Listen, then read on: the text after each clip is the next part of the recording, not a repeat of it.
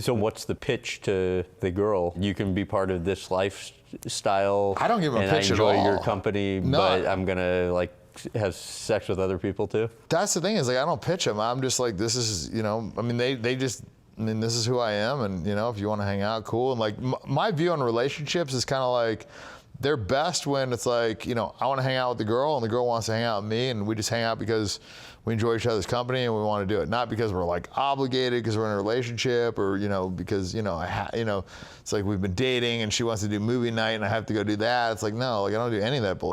Like if I want to hang out with her and she wants to hang out with me, then we hang out. And if I'm doing something cool and I want to bring a bunch of girls and they want to come, then good. You know what I mean? It's just like, it's real casual for me. I'm like, look, this is, you know, my life, and I'm not saying that one day it might not change, but this is where I'm at right now. I'm not planning on changing. And so like what will you specifically say when you very clearly realize the girl who you've been seeing for a while is going in a direction you don't want to go?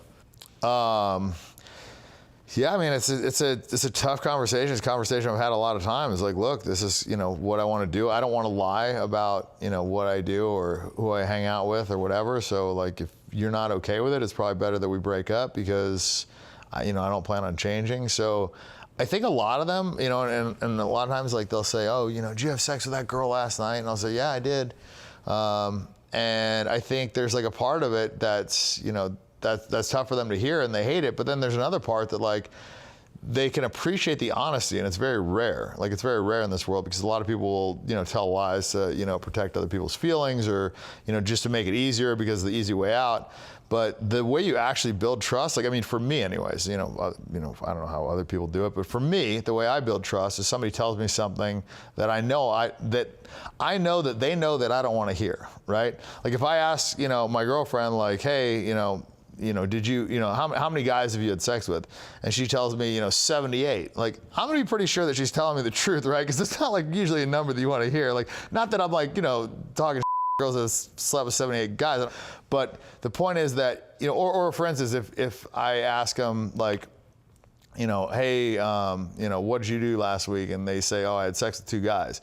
Well, I'm like, I mean, unless she's saying that to, like, make me jealous, like, I'm gonna know that she's telling me the truth, because that's not something that somebody would lie about, right? So that's, you know, in the same way, when she asked me, like, oh, do you have sex with this girl? And I say yes, like, now I feel like she knows that she can trust me more, because it's like, okay, well, you know, what's he gonna lie about if he said yes to that?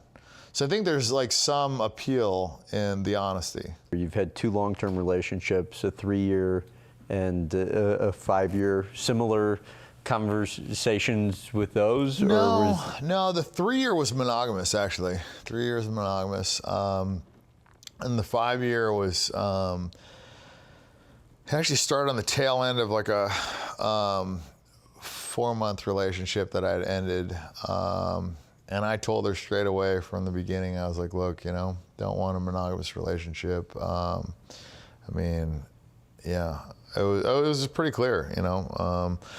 She was a cool chick, and you know, girls get feelings the way the way it happened. Not that I didn't get feelings too, but for me, I was doing my thing, and I was able to live like a rock star, and that was kind of cool for me, you know, because as a kid, that was, you know, one of the things. Like, I wanted to be like Tommy Lee and Motley Crue, you know, and that sounded so appealing. So, you know, I had this like moment in time where I was just like, you know, I was, you know, well known, and I was having these sick parties, and I was making millions of dollars, and had houses in LA and San Diego and Vegas, and I had a jet, and I was just like, why would I want to be with one chick when I had this life where I could just do whatever I want? I kind of live out my, you know, childhood dreams. How do you view marriage? Look, I mean, it really depends on the person and their situation. For a rich guy, I feel like it's a pretty foolish endeavor usually, just because, I mean, you know, one of the things I like to say a lot is it's like, you know, they're betting half their net worth, they're gonna love the girl forever, first of all.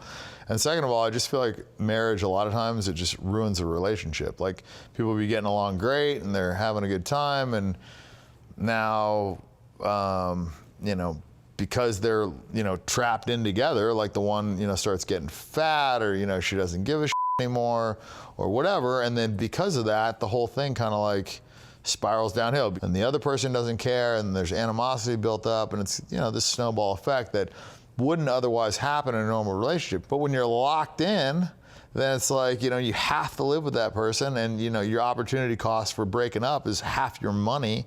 You know, you find all these people in relationships that they shouldn't otherwise be in had it not have been the marriage. And I don't see marriage helping too many relationships. So I guess that's my thoughts on the whole marriage thing. Could you ever see getting married? After saying all that, still possibly yes. As f***ing crazy as that is. You really? I mean, you know, I don't like to say things are impossible. Mm-hmm. I mean, one thing as a gambler that you learn is that, you know, there's a lot of things that you think are impossible that really aren't, you know? So for me, when I tell you something is 0%, it's never gonna happen. I rarely say that about things. So for me to tell you something's never gonna happen, like there has to be no version of it happening. I mean, what if I meet a girl that's, you know, amazing in every way, shape, or form? What do you think the chances are of it happening? You know, it's really hard to give a percentage, because if you would have asked me 10 years ago, what are the chances that I would be in this position right now, I would have said super fucking low. I would actually give you a higher percentage than what I actually think it is, just because I don't know where I'm gonna be in 5 years. I don't know mentally. Like, I mean, look, when you're 25, you think you know everything, right? So as you get older, you figure out, like, you know less and less, and your perspective changes as the time goes on. And so it's really hard for me to give a number.